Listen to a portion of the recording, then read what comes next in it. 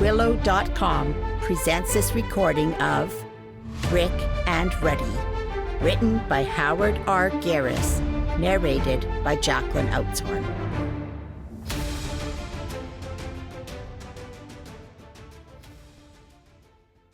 Chapter 1.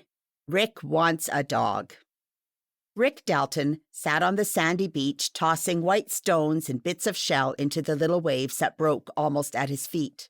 The tide was just on the turn. Soon it would come in, and the big, booming rollers would drive Rick further up toward the dunes, where the wind was making a queer whistling sound as it bent the long spears of saw-edged grass, whipping off venturesome greyhoppers that had boldly crawled up, perhaps to get a better view of the heaving ocean. "I don't care," murmured Rick. But from the tone of his voice and the look on his face, one might have said that he did care, and very much, too, about something. But still Rick said, "I don't care." And he said it over and over, until it was almost like the song the waves seemed to sing as they swished up the beach, rolling over and over the white sand, pebbles and bits of shell, swishing them along as if they too didn't care what happened. "I don't care," exclaimed Rick again, as he tossed a larger stone out so that it fell with a splash near a floating bit of wood and frightened away an osprey that was about to swoop down and catch a sea bass which had ventured too near the surface. "I want a dog. I just want a dog, and I think Mother would let me have one. I don't care." Just why he said that Rick didn't know, for he did care very much about something, and that was to have a dog. He dug his fingers deep in the sand, scooped up a wet mass of it in his palm, and tossed it high into the air. It fell about him in a little shower, and then, as Rick was about to repeat this, a wave larger than any of the others rolled up and nearly wet his feet. And as Rick had on his shoes and stockings, he hastily scrambled back out of the way of the ocean, for salt water is bad for leather, as everyone knows who has ever been to the seashore. "Tide's coming in," mused Rick. "Must be 4 o'clock. If I had a dog now." He rose slowly to his feet, looked up and down the beach and out across the sea. In the distance was a smudge of smoke from a coast steamer. "Wish I was on her," murmured the boy. "If I was, maybe Mother'd let me have a dog. There's almost always a dog on a ship. Oh, why can't I have a dog?" No one answered Rick Dalton. There was no one there to speak, unless perhaps it was the fish-hawk, and if he could have talked Rick's language, he might have told the small boy what he thought about him for having spoiled his dinner. For the dinner of the osprey depended on his catch of fish, and not only his dinner, but the dinner of the hungry, little whistling birds in the dead pine tree farther inland. But all the boy heard was the swish of the waves as they whispered among the bits of shell and white pebbles. That, and the whistle of the wind in the rank grass that grew atop the sand dunes. "Tide's coming in," mused Rick. 4 o'clock, and I've got to go to the store. If I had a dog, he could carry the things for me. Oh, I wish I had a dog." Rick dug the toe of his shoe into the sand, turned for a last look at the ocean, and then trudged over the little hills that bordered the shore, and soon was on his way to the village. It was when he was at home again, after having gone to the store, as his mother had told him to do at 4 o'clock, when the tide turned. It was then that Rick again voiced his wish.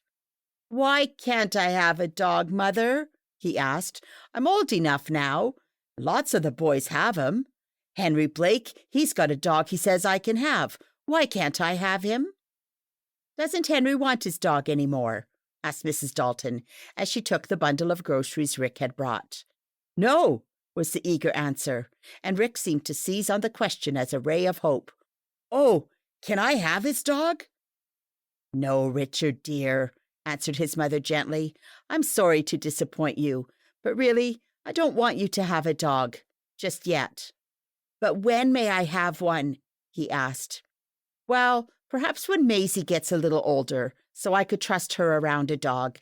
As she is now, she'd just as soon pull a dog's tail as not, or put her hand in his mouth, and she might be bitten. You wouldn't want your little sister to be bitten, would you?" "No, Mother, course not. Henry's dog doesn't bite. And if I could have him, I'd take care of Maisie so she wouldn't pull his tail or anything. Please, Mother." Mrs. Dalton shook her head. "You might think you could look after Maisie," she said with a smile, "but I'd always be afraid, for a while at least." "How long before she'll be old enough so I can have a dog, Mother?" asked Rick. "Oh, a year, perhaps. But I wish you wouldn't tease now, Rick, dear. Bring me a few chips to boil the kettle. It's almost supper time, and your father will be here soon." "If I had a dog," said Rick, in a dull, sad sort of voice, "I could teach him to bring in a basket of chips every night. It would be a good trick for him." "Why, Richard, dear, you don't mind bringing me in a few chips, do you?" asked his mother. "Oh, no, course not," he answered quickly. "But it would be a lot of fun if I had a dog and he could bring 'em in, wouldn't it, Mother?" "It might, if he didn't run all over the yard with the basket and spill my wood," she answered. "Oh, my dog wouldn't do that," declared Rick. "He'd be a good dog. Henry Blake's dog is a good one. His name is Spot, and he jumps in Weed River and brings out sticks when Hen throws him in." "Why does Henry want to give away his dog?" asked Mrs. Dalton, when Rick had set the basket of chips behind the stove. "'Cause he's going to move away. Hen's father's going to work over in Bellport at the electric light place, and Hen said I could have his dog. He's going to get a new one. Please, couldn't I?" "No, Richard, dear. I'm sorry, but really I'd be worried if you had a dog. I'd be thinking all the while that you or sister were going to be bitten. After you get older, perhaps you may have a dog. Now, go get Maisie for me, please. I want to wash her and get her ready for supper." Rick found his sister playing in the front yard with Mabel Fenton, who lived next door. The two little girls had their dolls and were dressing them up in green leaves, pretending they were new dresses. "Oh, Ricky!" exclaimed Maisie, which was a pet name for Mary, as she walked around the side path with her brother. "Oh, Ricky, what do you think?" "What?" he asked. "Why, Mabel and I are going to have a doll party tomorrow, and you can come to it if you want to, Ricky," invited Maisie. "I don't want to come to a doll party," exclaimed Rick, as he tossed a bit of stick up into the air and then hit it with a swiftly thrown stone. "Doll party." "We're going to have real things to eat, not make-believe," went on Maisie. "Honest?" asked Rick. "Yes," exclaimed his sister. She was about 2 years younger than Rick, who was 9 going on 10. Well, maybe I'll come," said Rick, as if he were giving the favor instead of getting it. "Could I bring my dog, Maisie?" he asked. "Your dog?" exclaimed the little girl. "You hasn't got any dog, Ricky Dalton." "I know I haven't got one now," he admitted very frankly, "but maybe I'll get one. I keep on asking Mother every day, and maybe she'll let me have one after a while. You wouldn't be afraid of a dog, would you, Maisie?" "Course not," she answered. "'Cause maybe I'll get Henry Blake's dog after he moves away," went on Rick. "I wish I had a dog. He could bring in chips and go to the store with me. I was down to the beach today, and I just wanted a dog an awful lot." "Does dogs ever come up out of the ocean?" asked Maisie. "Dogs come out of the ocean? Course not," exclaimed her brother. "How could they?" "Well, we get wood for the fire out of the ocean. It comes up on the beach," said Maisie, stopping to look at a little speck of dirt on her doll's nose. "Wood comes out of the ocean, and once we got some lemons and coconuts. Don't you remember?" "Yes, I remember," answered Rick. "But the lemons and coconuts were washed overboard off a ship that sank, and some of the coconuts were spoiled sour." "A dog wouldn't spoil sour if he was in the ocean, would he?" Maisie wanted to know. "Course not," laughed Rick. "But dogs couldn't come up out of the ocean and be washed on the beach like the lemons and coconuts." "A dog could, if he was washed overboard a ship," went on Maisie, for having lived all her life near the sea, she knew what being washed overboard meant. "If a dog fell off a ship and came on shore, then you could have him, couldn't you, Ricky?" she asked. "Yes," answered her brother slowly, "but I don't guess that will happen. But, oh, I want a dog." It was after supper that night, when Rick was playing ball in the vacant lots back of his house, and Maisie and the little girl from next door were sitting on the side steps, talking about the play party for their dolls next day, that Mrs. Dalton said to her husband, "I don't know what to do about Rick." "Why, he hasn't been bad, has he?" asked Mr. Dalton. "Oh, no, Rick is a very good boy," his mother answered, "but he does beg so for a dog." "A dog?" exclaimed Mr. Dalton. Yes, a dog. Well, I suppose it's natural for a boy to want a dog. I had one when I was a lad." "Did he ever bite you?" asked his wife. "No, I can't say he ever did." "That's what I'm so afraid of, that if ever Rick did have a dog, it might bite him or Maisie. And if it did—" Mrs. Dalton did not finish, but she looked at her husband and shook her head. "Good dogs don't often bite, unless they're teased," he said, "and I don't believe Rick would tease a dog." "No, but Maisie might. She isn't afraid of anything. The other day she came in with a little snake she had found out in the garden. It was alive, too." "Probably a milk or garter snake," said Mr. Dalton with a laugh. "I used to pick 'em up when I was a boy. They're harmless." "Oh, dear," exclaimed his wife. "Would you really want Rick to have a dog?" she asked. Well, I don't know," he slowly answered. "A boy and a dog seem to go together somehow. But I don't suppose it would do any harm to wait another year. If Rick teases you too much, let me talk to him and—" "Oh, I wouldn't want to do that. I can manage him. He's got a notion that Henry Blake might give away his dog. But I just don't like that kind. I'd want a shepherd dog, I think, if ever I let the children have one." "I don't know much about Henry Blake's dog," spoke Mr. Dalton, "but I guess we won't let Rick have one right away. He can wait.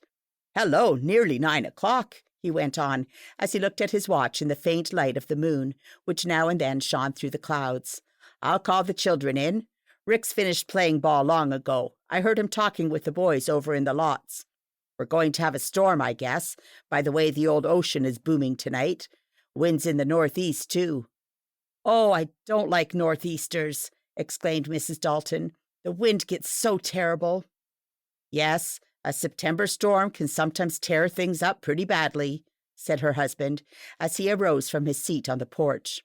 "Well, maybe this won't be as bad as they sometimes are." Rick and Maisie were called in and sent up to bed, and then their father and mother sat downstairs to read. The wind freshened, and the beach, where Rick had sat that afternoon, tossing pebbles into the little waves, was covered with white-capped breakers. Rick listened to the distant booming of the surf and slowly drifted off to sleep, dreaming of having his very own dog one day.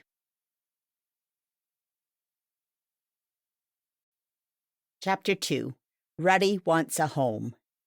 Straight out of the northeast blew the wind. It whipped its way across 3,000 miles of open, salty water, growing stronger and fiercer every mile it traveled, until when it reached the beach at Belmere, it was blowing a gale. The ocean waves, which had been small at first, grew larger and larger, and their white, foamy crests were whipped into spray that mingled with the whirling sand and made the beach guard shut his eyes when he felt the stinging in his face. "This is a regular rip snorter of a northeaster," he muttered to himself as he pulled his oilskin cap closer down over his head. "A regular rip snorter, and I can't see 100 fathoms out." He strained his eyes, trying to pierce the rainy, wind-swept, and spume-filled darkness that hovered over the heaving ocean. He wanted to see, if it were there to be seen, the flickering signal light of a vessel in distress. That is, it was his duty to see it, if such a signal were flashed, and to hurry to the nearest station and spread the alarm. And yet he hoped there would be no need of that. "Mighty hard to see a wreck, even if there is one," the Coast Guard murmured. He did not open his mouth to speak aloud, as he sometimes did other nights on his lonely patrol. If he had opened his mouth this night, it would have been filled at once with rain and salty spray, and his breath might have been blown down his throat by the wind. So he kept his lips closed and merely muttered. "Worst storm for early September I ever saw," was his thought. "Hope none of the vessels come too close to shore. It'd be a hard job getting a crew together now for the boat." In July, August, and early in September, on our eastern coasts, the life-saving force is on vacation, save for a captain and one man at each station to patrol the beach. The summer months are seldom marked by storms and wrecks, and there is not often need of the services of the lifesavers. When such occasion arises, the station captain or his one helper calls for volunteers. Stronger blew the wind, and the rain came down harder, mingling with the salty spume and spray from the ocean. The place where Rick Dalton had sat on the beach that afternoon and wished for a dog was now a seething cauldron of white foam, and the sand dunes were under water.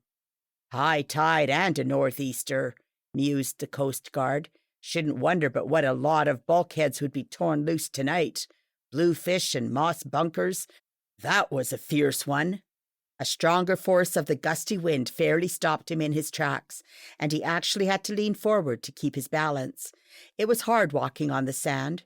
Part of the shore of Belmere was marked by a boardwalk, for the place was visited by a small summer population of city folks, and on this walk the going was better. But it did not extend more than half a mile. Belmere was not well enough known as yet to have a fashionable boardwalk. That would be thronged in the evenings. And now there was not a soul on it, even at the early hour of 10 o'clock, for the wind and spray swept over it, and in places the waves actually washed under it and partly across the road it bordered. Trudging along, now and then bringing up to take a view out over the heaving billows, which showed dimly white in the black night, the Coast Guard kept on his beat. He was well protected against the storm, for there had been ample warning of its coming. But so strongly did the wind whip the rain along that the drops sought out every opening in his oilskins, and the guard felt the chill of the water. "As sure as a rip snorter," he murmured. He must walk to the end of his particular section, or beat, almost to Bay Head, the next station, there to meet the guard from the adjoining section of coast. As Sig Bailey, the guard who had been muttering about the storm, swerved farther up the beach to avoid a far-reaching wave, he saw a dim shape scurrying among the sand dunes. At first he thought it merely a bunch of seaweed, blown by the blast, but it did not slump down in a heap, as seaweed naturally would when the gust of wind ceased for a moment. "Hello there!" cried the Coast Guard. "Who are you?" For he saw that it was something alive, something that was seeking a shelter from the storm. For a moment he felt a little sensation of fear. There are so many strange tales of the sea and that which comes out of the sea. Perhaps it was some weird creature of the deep, cast up by the churning of the waves. Sig had heard such stories. Then his common sense came to his aid. There followed a moment's lull in the storm, and Sig, clearing his eyes of the rain and the salt spray, looked again among the sand dunes for what he had seen. Yes, there it was, some moving shape. "Might be a man, crawling on his hands and knees," mused the Coast Guard. "Too weak to stand up, maybe. Been washed in off some boat. But I haven't heard anything of a wreck. I wonder—" The dim shape seemed to come toward him, and for a moment Sig felt afraid again. Then he thought of the powerful electric flashlight in his outside pocket. It was the work of a moment to focus its beams on the subject. Then Sig exclaimed, "Why, it's a dog! A puppy, and a red one at that! Must be some sort of a setter. I've seen pictures of 'em, Irish or Gordon setter. Hi, boy!" he called to the dog. The creature slunk toward him, almost crawling on its stomach, so far down did it cringe. Rain-soaked, sea-sprayed, and frightened, it crawled to the feet of the Coast Guard and lay there whimpering. "Well, old boy, poor dog, poor puppy. You aren't really any more'n a puppy," murmured the man in his dripping oilskins as he continued to shine the light on the cringing dog. "What's the matter, old fellow?" At the sound of the kind voice, the dog looked up and feebly wagged his tail, thumping it on the wet sand. "Somebody's been beating you. More shame to 'em," murmured the guard as he patted the wet head. "What's the matter, old boy? Hungry?" A little whine, a look such as only a dog can give, and another wag and thump of the tail. The animal snuggled closer to the rubber boots of the guard. Sig looked up the beach. He was due soon to meet the other man from Bayhead. It would not do to be late. But he saw no flicker of light, such as his partner of the night sometimes showed. The beach was dark, wave-swept, and rain-soaked. "Poor dog," murmured the guard, turning his back to the wind so he might not swallow his words. "Wonder where you came from. Never saw you before that I know of. Nobody in the village owns a dog like you. Did you come off some boat? Might have in this blow. You're wet enough." Again he reached over to pat the head, and the dog licked his hand. Sig fumbled inside his oilskin coat. He carried a sandwich or two to eat for his midnight lunch, and he had not yet opened the packet his wife had put up. He did so now, not daring to bring it from beneath the shelter of the yellow garment, for fear of having the bread and meat rained on and salt soaked at once. But he broke off a part of the sandwich in his pocket, tearing the paper in which it was wrapped, and fed it to the dog. Eagerly and hungrily, the castaway of the night devoured the morsel. It was small at best. "Wish I could spare you more, old boy," murmured the man. "Tell you what I'll do," he went on, almost as though speaking to a human. "You stay here. I'll go meet Bill Park. Maybe he's got more of a snack than he wants. I'll get some for you. Stay here now. If you go up among the dunes, you'll be out of the wind. Some." He pointed to a little range of larger hummocks of sand, which would keep off the worst of the gale.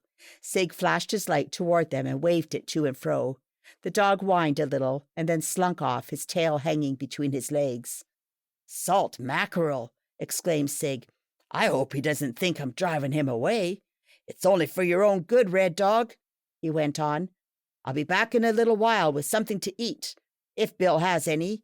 You go up there and wait for me." Whether the animal really knew what the man said, or thought he was being ordered away, Sig could not tell. But the dog slunk on in the rain and storm and darkness toward the sand dunes. In a few seconds he was lost to sight. "I'd let you follow along after me, but there's no need, and you'd only get blown away maybe," mused the man. "Might slip into the inlet, too, in the dark. Best stay up there until I come back." He hurried on, his eyes strained, now out to sea again up the beach. Presently he caught the gleam of a little flash of light, and he sent out a flicker of his own in answer. "That's Bill," he murmured. A little later, he and the other Coast Guard were exchanging brass discs. These, like the watchman's time clock, proved that the men had walked their posts. "Got more grub than you want tonight, Bill?" asked Sig. "Might have. Why?" "Oh, met a stray dog back near the broken jetty. Seems like he was most starved. I didn't bring more grub than I needed, but if you've got a bit of bread and meat you can spare—" "Sure. Here, take a sandwich. Wife put me up 3 tonight. 2's all I need. Nasty bit of weather." Regular rip snorter. They parted, and as Sig neared the place where he had last seen the dog, he whistled and called. He waited, but no slinking form came from the wet sand dunes. "Come on, boy," called the guard, raising his voice. "I got meat for you. Come here." He whistled and flashed his light, but the dog did not come. "Poor little red pup," murmured Sig. "I'd like to get hold of the man who beat you. Well, I'll put this away for you. I'll be back here in about 2 hours. The red pup, as Sig had called him, had really thought the big man in the yellow coat was driving him away. Ruddy, to give him the name he was afterward called by, had been driven away often of late. His life had not been a glad one. Dimly he remembered some puppy days, brief, happy ones with his mother. The other and following days and weeks were spent among boxes and barrels of refuse on a street in a big city that bordered the riverfront, where big ships tied up at the docks. Then Ruddy had a dim collection of a big bearded man with hobnails in his shoes, who took him away from the yard where the red pup had spent some of his early and first unhappy days. And the nails in the shoes of the big bearded man hurt when he used them already as he did, far too often. Ruddy, one night, found himself tossed into a box with such force that he lay there stunned. If he had been able to listen to and understand talk, as later he came to be able to do, he would have heard someone growl, "What you got there?"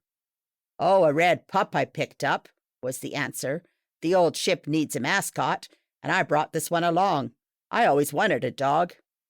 "You don't act as if you cared much for this one," spoke the first man. "Oh, I didn't hurt him," was the reply.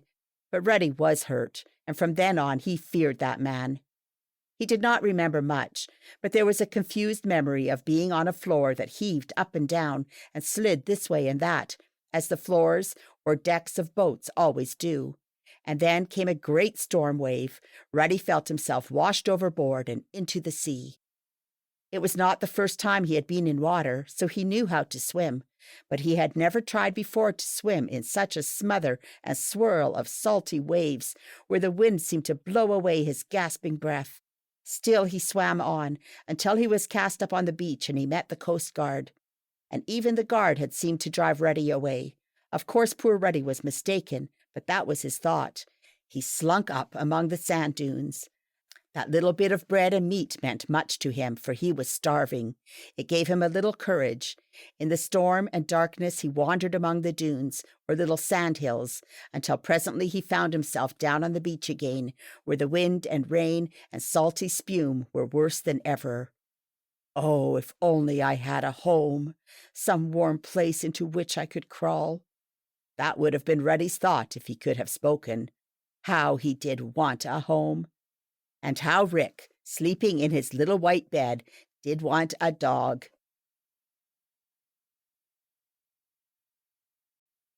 Chapter 3. Rick and Ruddy. Washed overboard from the deck of the vessel, not long after he had been roughly tossed into a box by the man who wanted a lucky mascot, Ruddy had swam ashore. The food given him by the Coast Guard had dulled just a little the gnawing pangs of hunger, and now as Ruddy crouched among the sandhills, trying to find shelter from the storm, he felt the first gleam of hope that had come to him in many a day. "Maybe I'll find a home after all," he thought to himself, "for I believe that dogs can think, though not as we do, of course." And so Ruddy, which was to be his name, as it was now his color, thought and hoped. The man had driven him away, so Ruddy believed, but in this he was wrong. Very well, it was not the first time he had been driven away. He would have to look for someone else who would feed him, or at least give him the chance to feed himself. He would have to look for someone else whom he might love as only a dog can love, with all his heart and being. "I'll stay here till morning," reasoned Ruddy, dog fashion. "It's too dark now to see where to go, and it's raining too hard. I'll stay here in the sand until morning. Then I can see better." Dogs do not have very good eyesight, not nearly as good as cats. In fact, a dog cannot see far enough to tell his master from among a group of other boys, if his master is more than a few 100 feet away. But if the wind is blowing toward the dog, and he once catches a whiff of the scent or smell of the boy he knows so well, he does not need eyes to tell him what he wants to know. An eagle could not dart with any more sureness toward an object than can a dog once he catches the smell of his master. And Ruddy, like all dogs, poor of sight even in daytime, and hardly able to see at all in the dark, knew it was useless to try to look for a home in that blackness and storm. A cat might have found her way to where she wanted to go, but Ruddy did not even know where to look for a home. He was a wanderer, an outcast. Up among the sand dunes grew clumps of tall, coarse grass. One of these clumps would make a resting place for the dog. He found a mass of green stems that were thicker than the others, found it by smelling his way and feeling rather than by sight, and then made himself a sort of nest by turning around and around before he curled up to lie down. Nearly all dogs, even the tiny poodle that sleeps on a blue cushion in some lady's parlor, turn around and around on their bed before settling down to go to sleep. Perhaps the dogs themselves do not know why they do this, but it is because all dogs were once wild. And wild animals going to sleep in the woods or jungle have to be careful of where they make their bed. If they curled up in the first bunch of grass they came to, they might lie down on some snake or scorpion which would bite them. So, ages back, the wild dogs got in the habit of trampling their grassy bed, walking around and around in it. They did not do this to make it snug and cozy, as perhaps a cat might do. They did it to trample on and drive out any snakes that might be hidden in the grass. And so Ruddy, before he curled up to try to go to sleep in the sedge grass of the sand dunes, did just as his ancestors had done. He trampled the grass. Of course there were no snakes in it, but Ruddy must make sure in the only way he knew. "There, I guess this will do until morning," said Ruddy to himself, thinking in dog fashion, of course. Then he curled up and went to sleep. He was tired from his swim to shore through the storm, and he was still hungry. The bit of bread and meat the Coast Guard had given him was hardly enough for a small kitten, and Ruddy was quite a large puppy now, but it was the best he could get. "Maybe in the morning I'll find a home," thought Ruddy, "the kind of home I used to have when I was very little." And Rick, sleeping in his white bed, safe and snug and warm away from the northeaster, awakened for a moment and stared up at the ceiling. He heard the beat of rain on the dark window of his room. "Maybe when it's morning I'll have a dog," he whispered. Perhaps Ruddy dreamed of the happy days of his smallest puppyhood. Those days had been happy, for he had lived them in a fine barn with his mother and several other little reddish-brown puppies like himself. They tumbled about in the straw, and there were horses that Ruddy learned to love in the short time he knew them, almost as much as he loved a certain boy and girl who raced out from the big house every morning to look at, laugh over, and play with the puppies, of whom Ruddy was one. Then had come sad days, when he was sold and taken away from the tumbling, weak-legged brothers and sisters and the mother dog, against whose warm flanks Ruddy loved to cuddle. At first these changed days had not been unhappy, for Ruddy was given a home in another barn, where there was only one horse instead of many, and where a man came to feed him every morning. But a tramp had stolen Ruddy away, and then had left him behind in the woods, too lazy to take the little dog with him. After that, Ruddy had taken part in many adventures, coming at last to live in the slums of a city, where a man claimed him as his own. And the man had taken Ruddy with him on the ship, and then had come a terrible time in the storm, when the red-brown puppy was washed overboard. All these thoughts and remembrances fleetingly came to Ruddy as he was curled up in the sedge-grass, sheltered as much as he could be sheltered from the rain and salty, spume-scattering wind. The longest night must have an end, and so to Ruddy daylight finally came, and with it the breaking of the storm. It was cold, though it was early September, but September was being crowded off the calendar by October, and the rays of the early sun, as the big golden ball seemed to rise from the heaving ocean, had little warmth in them. It was as if the sun's rays came from a looking-glass. Cold, shivery, and hungry, Ruddy crept from his nest in the grass. But there was no warmth to greet him, and he did not know where to get any food. "I'm certainly hungry," said Ruddy to himself.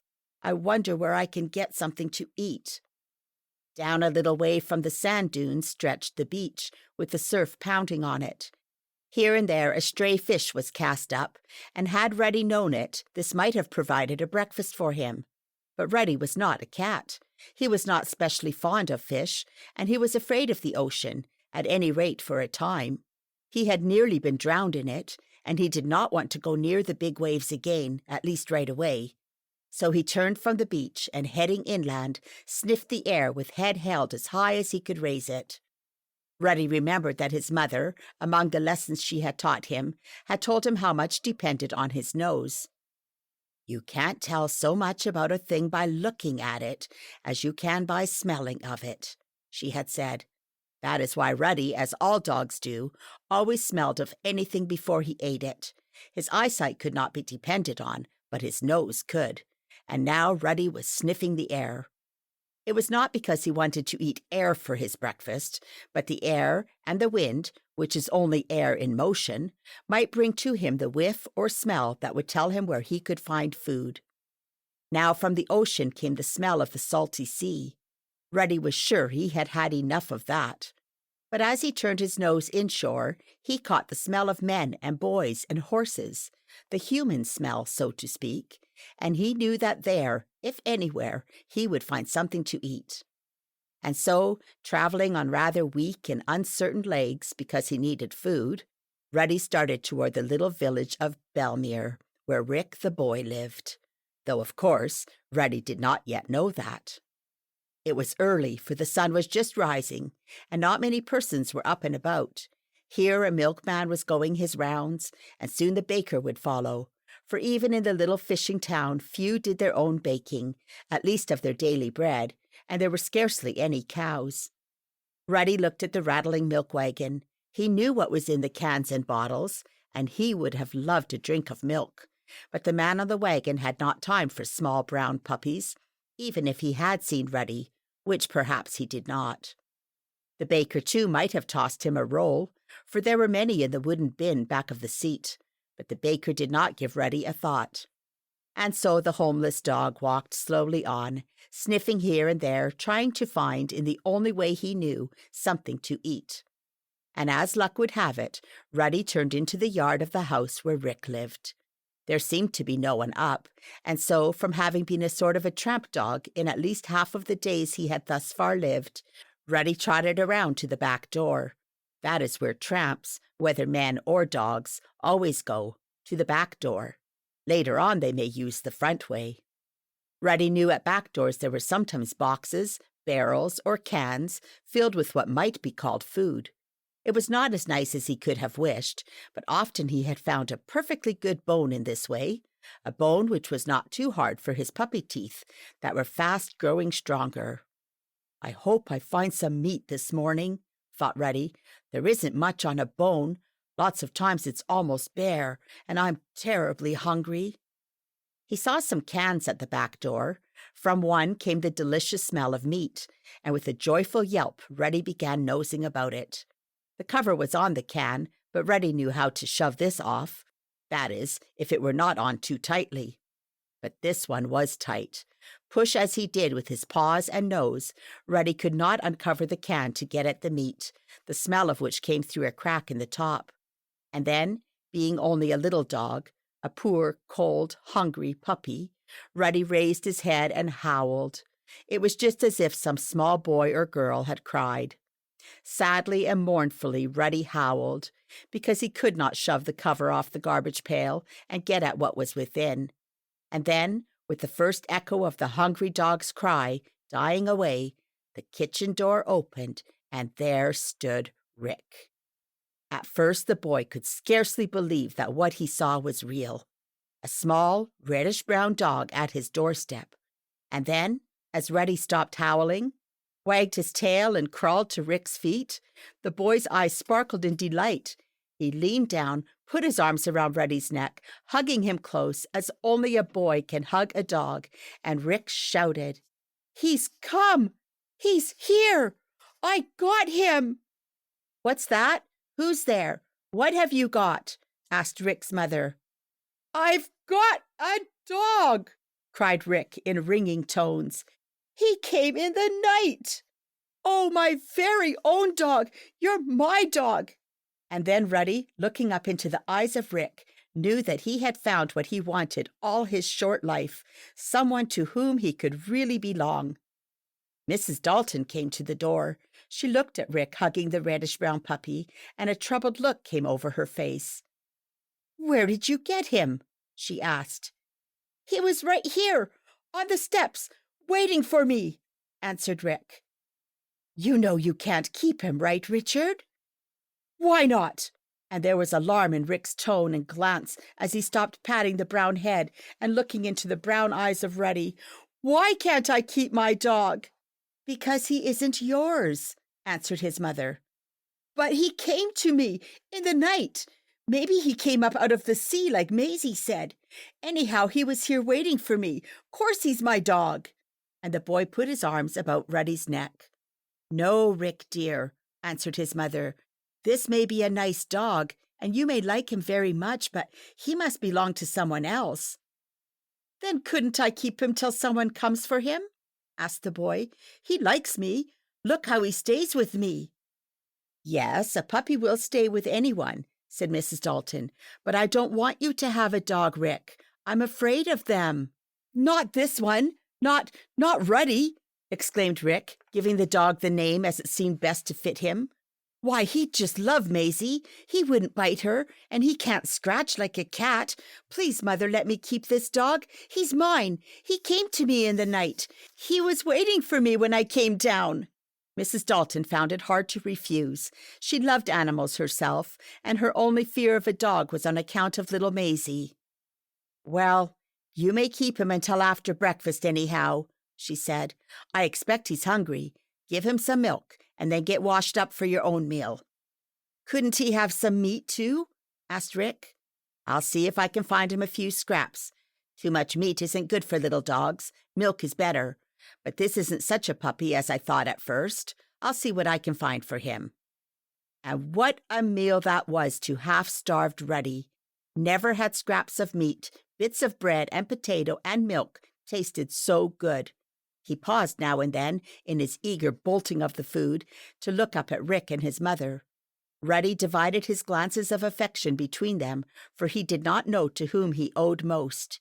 He ate quickly. A dog does not need to chew his food very much, as it is taken care of in its wonderful stomach. In that he is not like boys and girls, who the more they chew their food, the better off they are. "Oh, what you got?" cried a voice behind Rick as he was watching his dog eat. "What you got?" "A dog, Maisie," answered her brother. "It's my dog. He came in the night, and he was waiting down on the back steps for me." "Oh, he's a nice dog," said the little girl. "I just guess he is," cried Rick, already proud in ownership of something real and alive. "He's my dog." Mrs. Dalton said nothing, but she looked over the heads of the children toward her husband. "So, Rick's found a dog after all, has he?" spoke Mr. Dalton as he got ready to go to work.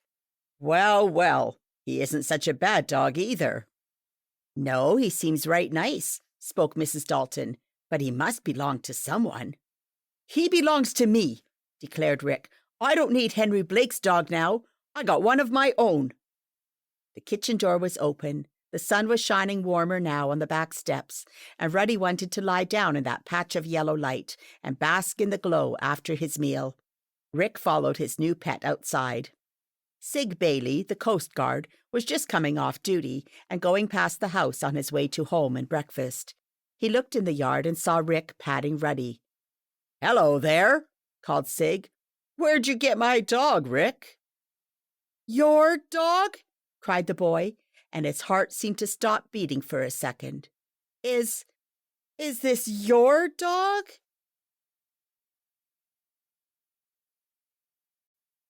Chapter 4. Ruddy's First Hunt. Anxiously, Rick waited for an answer from the Coast Guard.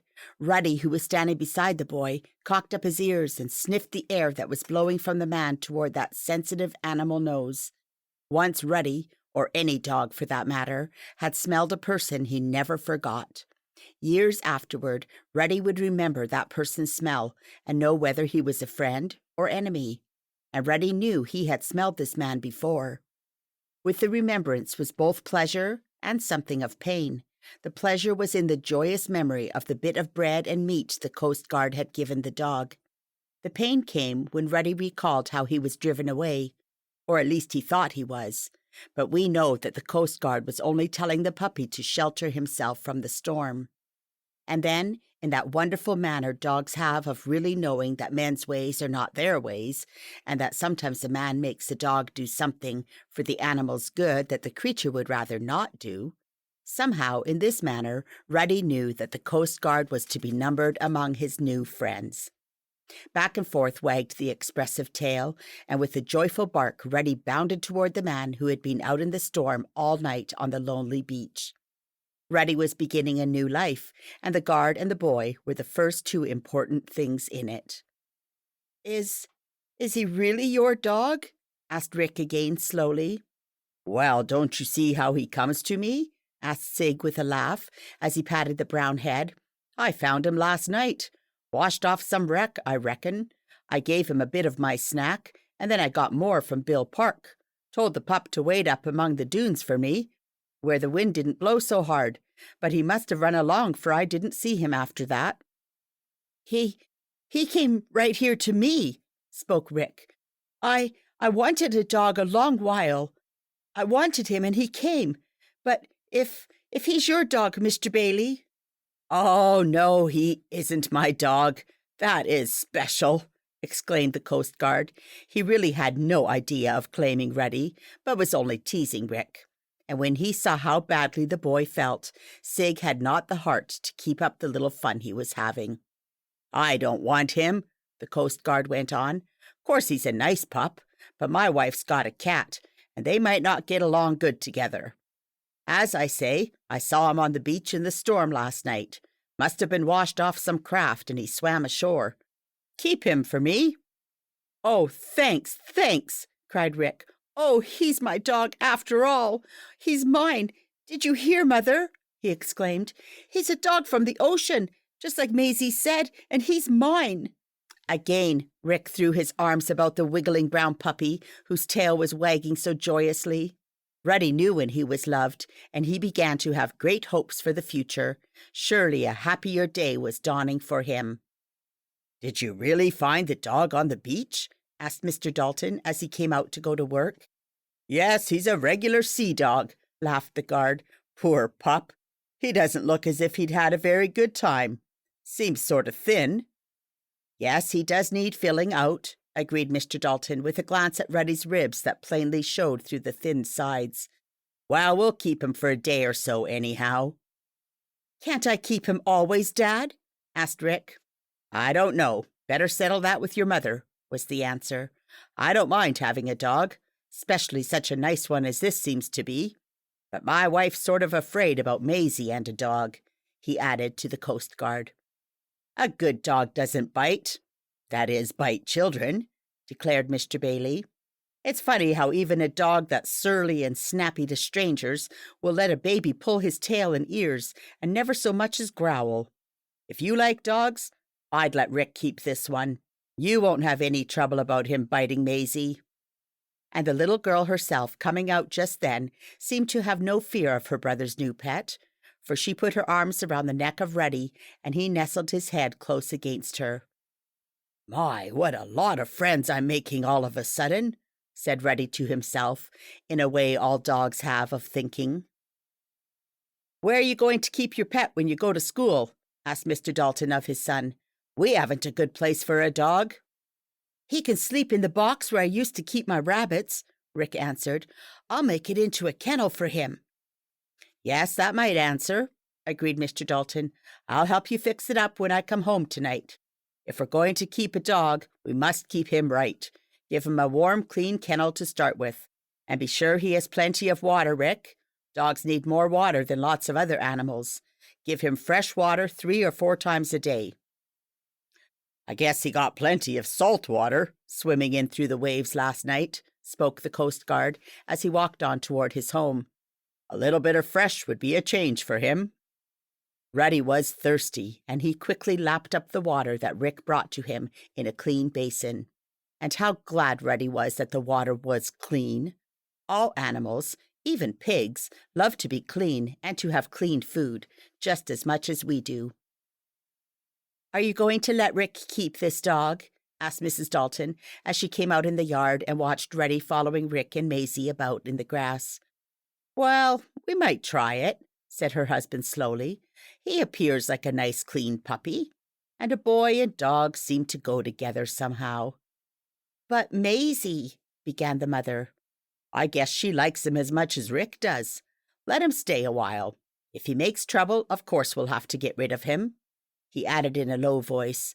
"But we'll give Rick and Ruddy a chance together. Quite a team they make, Rick and Ruddy." And he smiled as he saw the boy toss a stick, which Ruddy ran after and brought back to his little master. "Well, I hope it will be all right," said Mrs. Dalton with something like a sigh. "And he does seem like a nice dog. Come, Rick," she called. "Time to get ready for school." "Yes'm," answered the boy. And he came running in more promptly than he sometimes did. Somehow Rick felt that if he were to be allowed to keep the dog, he must be on his mark and give no chance for complaints. "I'll tie him up so he won't run after me," Rick said. "You'll feed him and give him water while I'm gone, won't you, Mother?" he asked. "Yes, I'll look after him," promised Mrs. Dalton. "But don't be thinking so much of your new dog that you forget your lessons." "Oh, he really is my dog, isn't he?" exclaimed Rick in delight. "I always wanted a dog, but I never thought I'd get one. Now I have. Yes, I'll study good and hard today," he promised. Ruddy did not take very kindly to being tied to the side of the box in which Rick had once kept some pet rabbits. At first the dog tried to pull loose from the soft rope about his neck and follow Rick and Maisie, who soon went down the street together to school. But Ruddy knew what it was to be tied up, though not since the happy days of his early puppyhood had he so wanted to break away and follow the beloved boy master as he wanted to follow now. "Stay there! I'll come back soon," called Rick as he turned for a last look at his new pet. "Yes, and I'll come too," added Maisie. "I can like your dog, can't I, Rick?" she asked. "Sure," answered her brother. "We'll both like him, and he'll like us, and he won't bite you, Maisie." "I'm not afraid," she said. Ruddy pulled and tugged at the rope once or twice, and then giving a sad little howl and whine, as if saying he would make the best of it, he began to look about his new home. The first thing Ruddy noticed was the rabbit smell, the smell of wild creatures about his kennel. For though Rick's rabbits were tame, still they had had that smell of the wild, of the open fields and the thick woods. A smell that made Ruddy want to tear loose and go racing among the trees, scattering the dried leaves about. Ruddy had never hunted wild things, but coming from a race of hunting dogs, the feeling was there in his blood. He whimpered and whined as he smelt about the cracks of the box. He was trying to understand where the rabbits had gone, for they were not in sight, though the smell remained. Then, as Rick's mother came out with some pieces of carpet to make a bed for the puppy, and as she gave him a large bone on which to gnaw, Ruddy forgot about the rabbits for the time. The bone interested him more. It was a large bone, with very little meat on it, and what there was took a deal of gnawing to get off. But that was good for Ruddy, whether he knew it or not, for it made his teeth stronger. The more a dog gnaws, the better his teeth become, and a dog's teeth are the only weapons he has. A cat has claws and also teeth, but a dog's claws are of scarcely any use to drive away anything that attacks him. He has only his teeth. So Ruddy gnawed the bone, drank a little of the fresh water, and then he settled himself for a sleep. Around and around he turned on the piece of carpet Mrs. Dalton had spread in his kennel. Just as the old wolf dogs and jungle hounds had turned around and around to drive out any stray snakes, so Ruddy turned. And then he went to sleep, waiting for Rick to come home from school. As for Rick, I'm afraid he didn't study quite as well as he might have done if he had not been thinking so much about his dog. Once during the day he wrote a note and tossed it to his chum, Chot Benson. "I got a dog." That was what Rick's note said. "Where did you get him? Is he a hunting dog?" asked Chot in his answering note. Then before Rick had a chance to flip over an answer in reply, the teacher saw what was going on. And, as it was against the rule to pass notes in school, both boys had to stay in 5 minutes after the others had left the classroom. It was because of this that Maisie reached home before her brother, and not stopping to go in the house, she hurried to the backyard. "Ruddy, Ruddy, where are you?" she called. With a joyful yelp and bark, the dog came from inside the kennel, wagging his tail until it thumped against the sides like the sticks of a drum. Happy and joyous, Ruddy leaped about Maisie as far as his rope would let him, and the little girl was trying to loosen it from around his neck when her brother and Chot, released at last from their punishment, came racing into the yard. "There's my dog!" cried Rick, pointing to Ruddy, who was leaping and jumping, trying to get as close as possible to his new master. "Say, he's a good one, all right," declared Chot, after looking Ruddy over. "He's a hunting dog." "Is he?" asked Rick. "Sure. You can tell by his ears. He's got almost regular hound dog ears, and hounds are hunting dogs." Chot was a bit wrong about Ruddy's ears, however. They were not those of a hound. "He's a nice dog, and I like him," declared Maisie. "Look how funny he's smelling of you, Chot." Ruddy was indeed sniffing around the legs of the new boy, but that was so Ruddy would know Rick's friend again. Ruddy could not depend on his eyes. He might not see Trot some day when he passed his master's chum, and Ruddy wanted to know and be known by all Rick's friends. So now in the back part of his head, where he could always get at it with his nose, Ruddy was putting away, so he could remember it, a little part of the mysterious man smell that made Trot different from every other boy. It was as if you should write on a paper the names of your different friends so you would not forget them when you met them again. But as dogs cannot write, they have to carry in their heads and noses the memory of the smell of their friends. So Ruddy was getting to know Trot. Rick loosened the rope from his pet's neck, and now Ruddy could frisk about as much as he pleased. He was leaping around the two boys, while Maisie went in the house to change her dress, when all at once Ruddy caught a whiff of something that always set him half wild. It was the smell of cat, and he, like all dogs, was always ready to chase a cat. A gray tabby, who lived next door to the Dalton family, had jumped over the fence. Very often this cat found bits of good things to eat in the Dalton garbage can. So Sally, as the cat was called, came to get something to eat. She did not know Ruddy was there. Never before had the Daltons kept a dog. But in an instant, Ruddy was ready for his first real hunt. He had never chased a cat before, though once one had chased him. And now with a joyful yelp and bark, Ruddy started running after Sally. Chapter 5. Rick Gets Lost. "Look at him go! Look at him go! Oh, he's a hunting dog, all right!" yelled Trot as he saw Rick's pet leap after the cat. "Oh, look at him go! Sicker old boy!" Neither Rick nor Trot were cruel boys. They would not have harmed Sally for anything, and they would not have let Ruddy hurt the gray cat. But they could not help wanting to see whether the cat would get to the fence first or whether Ruddy would win the race. If Ruddy should happen to catch the cat, well then, Rick and Trot were ready to stop the puppy from doing her any harm. But if he should not, why then it was a good race between a dog and a cat, that was all. You may well believe that Sally ran as fast as she could. She knew a lot about dogs. She knew that dogs, almost always, chased cats as they probably always will. Just why I do not know. And Sally ran as fast as she could. It is not very hard for a cat to get away from a dog. Fear seems to give the cat greater speed, and then, too, there is always a chance of climbing a fence or a tree. A cat can easily get up in a tree, though it cannot always so easily get down again. And very few dogs can climb trees. I have seen moving pictures of African hunting dogs getting up in low trees after panthers, but these trees were covered with branches close to the ground, so a dog could really leap up among them. No dog can climb a straight tree trunk, but a cat easily does this. And the reason for this is that a cat's claws are sharper than a dog's, and they are what are called retractile.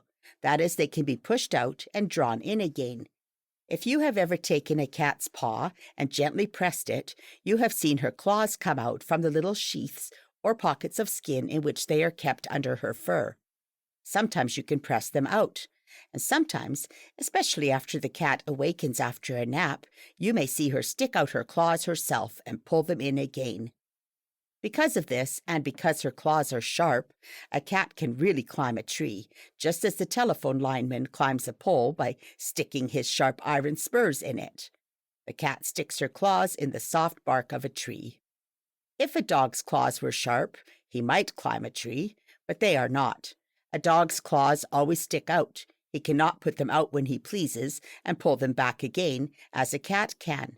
And because a dog's claws are always out, they get worn off and dull as he runs around on the ground. On raced Sally, and Ruddy raced after her, and soon, coming to a tree, up the cat shot like a flash of light. She reached a limb and sat down on it, her tail big and fluffy, her back arched, and her heart beating fast. Ruddy reached the foot of the tree, and there he had to stop. He could not climb. He just sat there, looking up at Sally, and barked. And the cat knew the dog could not get her. She was safe as long as she stayed in the tree. "He sure is a hunting dog, all right," exclaimed Trot as he and Rick ran along after Ruddy. "He can run pretty fast, but Sally beat him," spoke Rick. "Some day we'll take your dog out in the woods and have him chase rabbits," went on Trot. "If he's a hunting dog, and I guess he is, he can catch rabbits." "I wouldn't want him to hurt any rabbits," spoke Rick. "I used to have some rabbits once, but I let 'em loose in the woods back of the lake, and maybe they're living there yet. I wouldn't want Ruddy to chase any of the rabbits that I used to have for pets." "No, of course we wouldn't exactly want Ruddy to hurt any rabbits," agreed Trot. "But we could just watch him run after 'em, same as he ran after Sally. Your dog'll be a good hunter when he grows up. Where'd you get him?" "Oh, he just sort of came," answered Rick. "Mr. Bailey saw him swim ashore in the storm last night." "Well, he's a good dog," declared Trot, patting Ruddy on the head. The dog was dividing his time now between barking at the cat and leaping about the boys. He had made friends with Trot almost at once. "Come on," said Trot after a while. "This is no fun. That cat won't come down as long as we stay here." "What'll we do?" asked Rick, who, to tell the truth, was glad his dog had not caught Sally. "Let's have your dog chase sticks," suggested Trot. "Yes, that'll be fun," agreed Rick.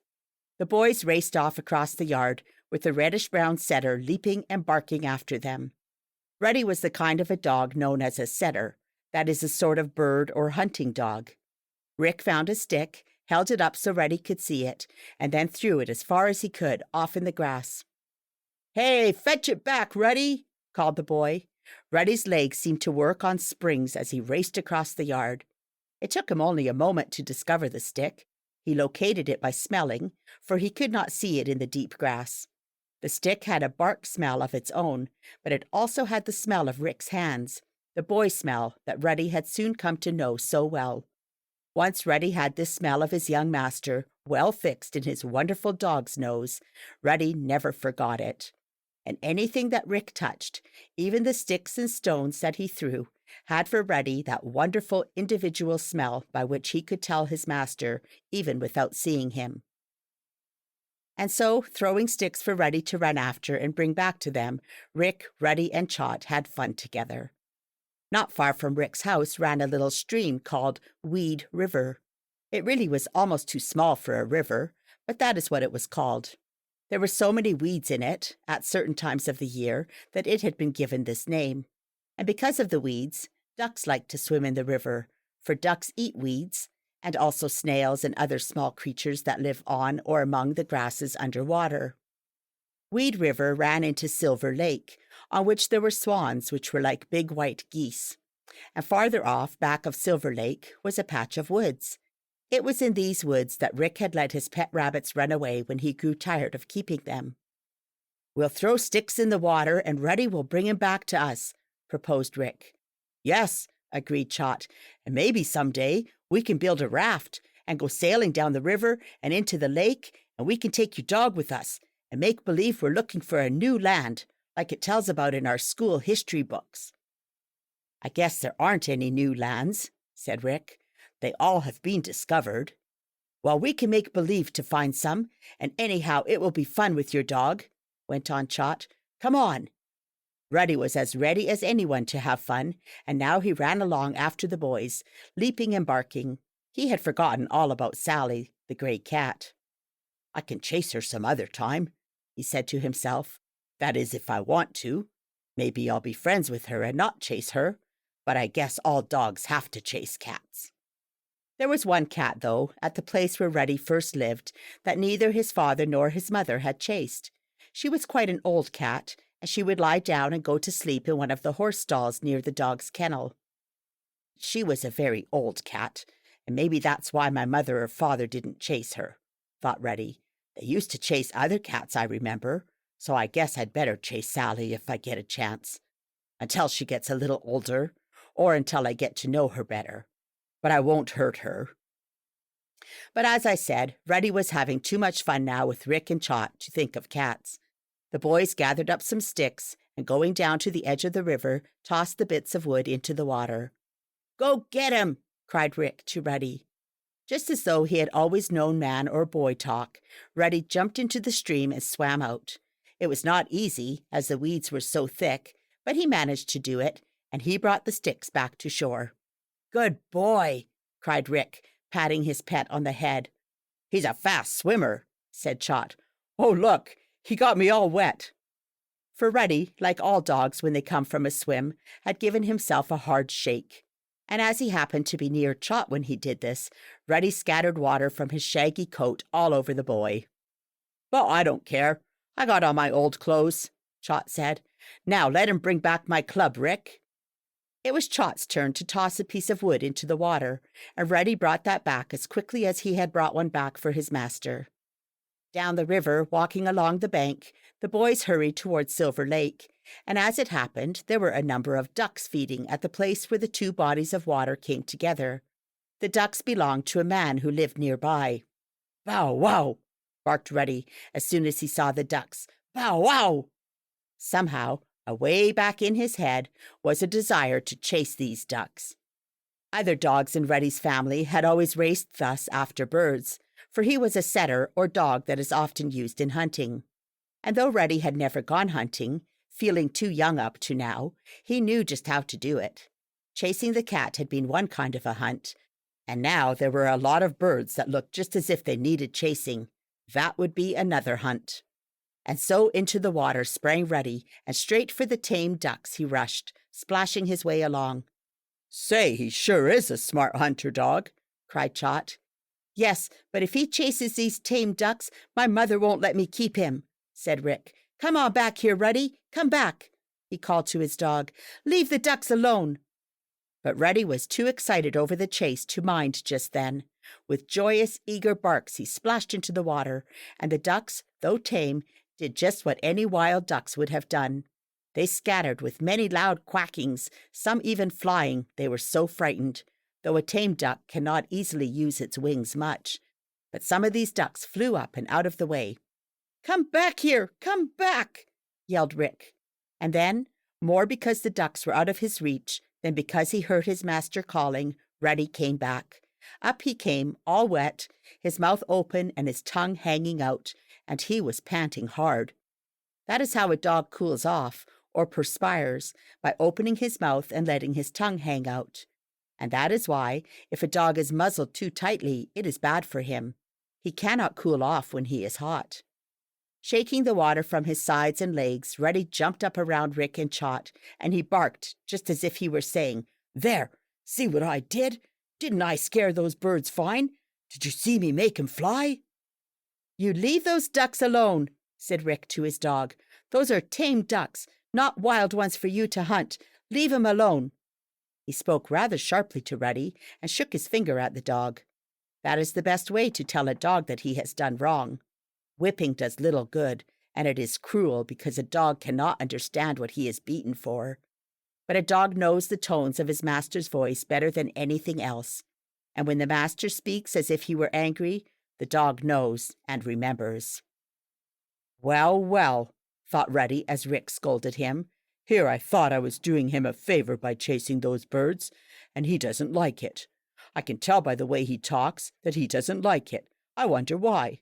Well, I don't want to chase them if he doesn't want me to, though I think it's fun."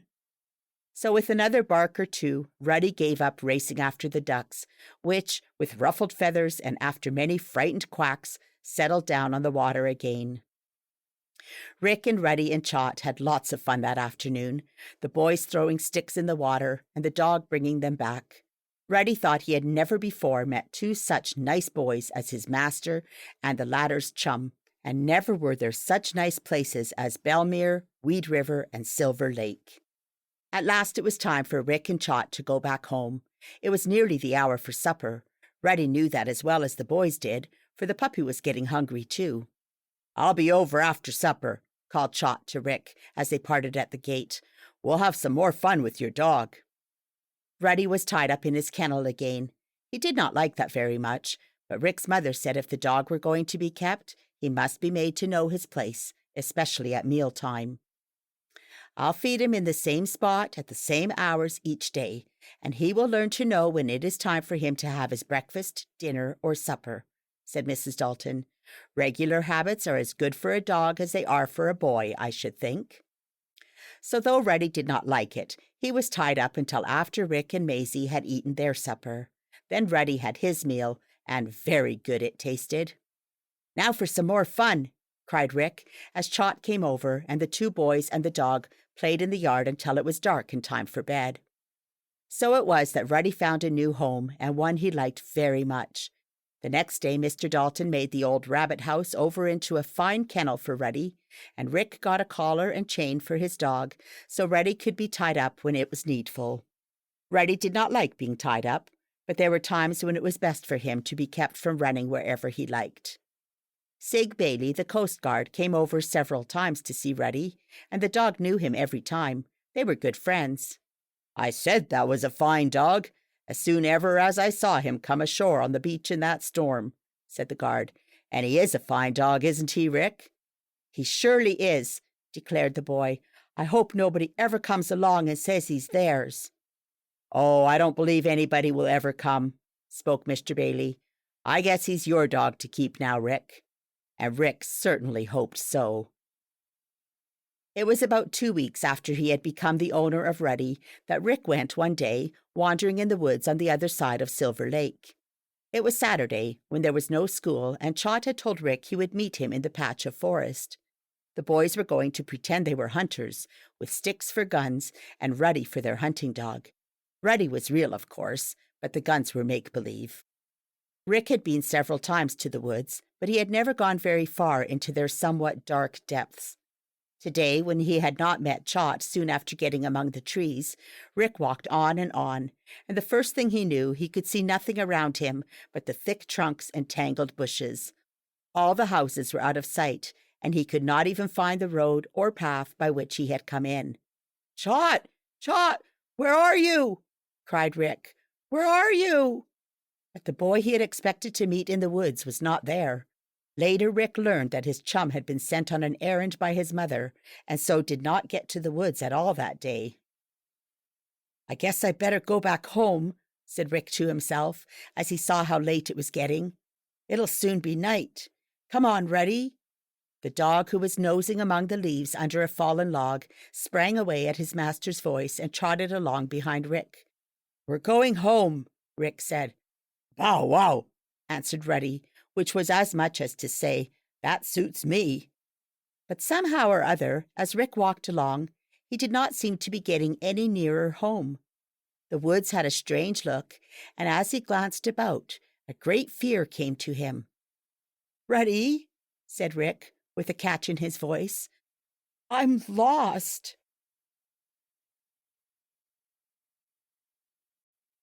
Chapter 6. Ha Ha the Crow. Ruddy the dog looked up into the face of Rick the boy. If Ruddy could have talked boy language, he would have asked, "What's the matter? Why are you stopping here instead of running along among the leaves? Come on, have a race. It's lots of fun.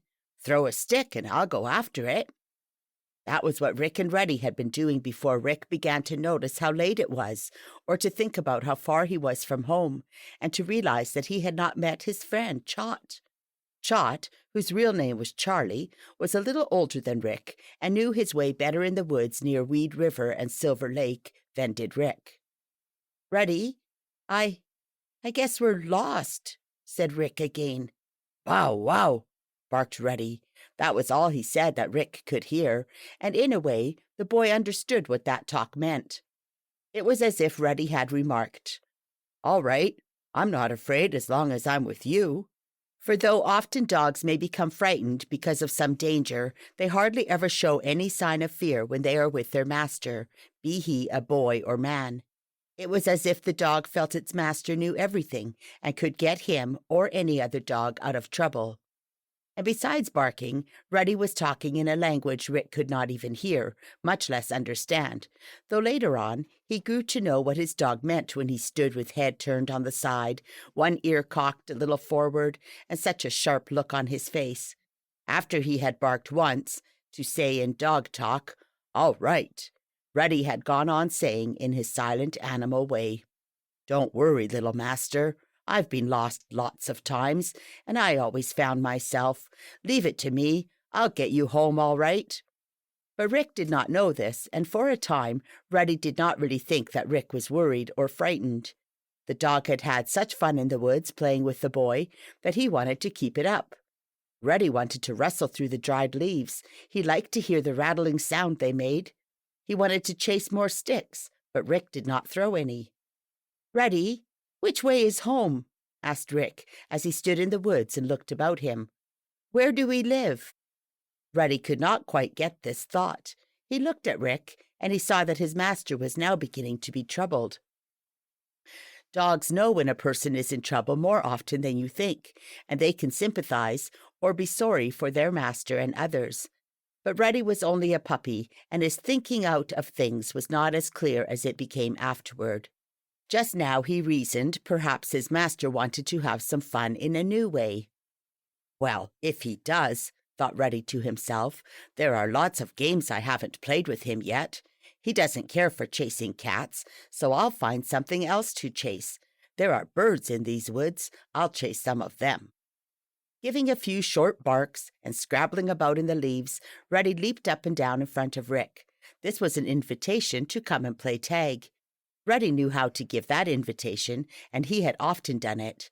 That was one of the first games he had learned to play when he lived in the stable with his father and mother and the other little puppies. "No, Ruddy," said Rick as he saw his dog leaping about. "I don't want to do that now. Let's go home, Ruddy. Let's go home. I don't know the way, but maybe you do. Let's go home." Ruddy knew what that word home meant. Once or twice when he had been tied up, as Rick and Maisie were about to start for school, the dog had broken loose and run after the master he loved so well. Then Rick would turn about and say very sternly, "Go home, Ruddy. Go back home." He would point to the house, and with a sad look and with drooping tail, the red-brown puppy would slink back. He was a good dog to mind, was Ruddy. But now Rick was using the word home in a different way. Ruddy hardly understood. Rick had not spoken sternly. He was asking Ruddy a question, asking him to find the home that, somehow or other, Rick had lost sight of in the woods. "Let's go home, Ruddy. Let's go home," said Rick over and over. Still Ruddy did not understand. He leaped about, pawing aside the dried leaves. He was trying to find another box tortoise. Once he had uncovered a tortoise in the woods, and Rick had taken it home. That had been a great discovery for Ruddy. "Maybe I can find another one of those funny crawling things that look like a stone and which pull in their legs, head, and tail as soon as I bark at them," thought Ruddy as he pawed among the leaves. "I'll try to find another. Maybe that's what Rick wants." "No, I don't want anything like that," said Rick as he saw what his dog was doing. "No more turtles, Ruddy. Let's go home. I don't know which way it is, or I'd go. I'm all turned around, and if I go the wrong way, I'll be more lost than I am now. Where is home, Ruddy?" Rick was getting more and more uneasy. He was not exactly frightened, for he had often read of people becoming lost and spending a night in the woods. "I won't mind that so much as long as Ruddy is with me," thought the boy, "but I'd rather be home. Maybe I can make Trot hear me now." He called and called again, Ruddy mingling his bark with the voice of his master. And though Rick seemed to call more loudly than did Ruddy, the dog's bark was heard farther. It is said that the bark of a dog can be heard farther than any other sound, and men who have gone up in balloons say that the last sounds that come to them from the earth below, that seems to be dropping away from them, are the barkings of dogs. A dog's bark can be heard several miles. But though Ruddy's bark was carried farther through the woods than was Rick's calling, those who heard Ruddy's bow-wows did not pay any attention to them.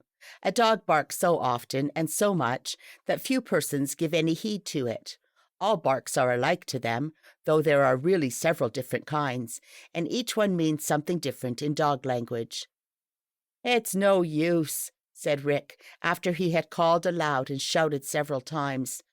"I guess Trot didn't come, or else he's lost too. We're both lost. I wonder what I can do to get home." He sat down on a log. Ruddy came up and put his cold nose close to Rick's face. As plainly as he could, the dog was asking, "What's the matter? Can't I help?" "I want to go home, Ruddy. I want to go home," said Rick. If he had been an older boy, he might have started off by himself and tried to find his home, but he was afraid of going the wrong way now, If only Ruddy would lead him. As for the dog, if he had been by himself, he would, as soon as he was ready, have trotted off in the direction of Belmere and have gone straight to Rick's house. Once a dog has settled himself in a home, he can nearly always find his way back to it, and sometimes even when he has been taken many miles away in an automobile or a train. But just now, Ruddy did not know that Rick wanted to go home. "I guess he wants me to scare up a bird for him to chase," thought Ruddy, dog fashion, of course. "That is the kind of fun he wants. There's no fun sitting on a log and doing nothing. I'll chase a bird." Several times that day, on their walk through the woods, Ruddy had scrambled among the bushes and frightened out birds who were perched on the low branches of trees. Ruddy was a hunting dog, and in times past the members of his family had thus driven birds out into the open for hunters to shoot at. Ruddy did not quite understand why Rick did not shoot at these birds. But of course Rick would not do that, even if he had had a gun, which he had not. "I'll scare up some other birds," said Ruddy to himself. "That's what he must want." With a cheerful bark, he plunged in among the bushes. Several birds flew out, and Ruddy barked all the louder. But instead of chasing after these fluttering creatures, as the dog expected he would, Rick sat on the log. "Bow wow!" barked Ruddy. That meant, as plainly as he could say it, "Come on, help me catch a bird." "No, none of that," said Rick. "We must go home, Ruddy. Where is home, Ruddy?" It took the dog some little time to find out what his master really wanted, and then it came to Ruddy in a flash. But perhaps it was more because the dog himself was getting hungry and knew it was time for his supper to be given him in his kennel. He knew where that was, of course. That was home to him, and now he began to feel that it was time to go there. Ruddy circled about in the leaves. His nose was close to the ground, and many smells came to him. Here a rabbit had leaped along, and over there a squirrel had jumped to the ground after a nut that had fallen from a tree.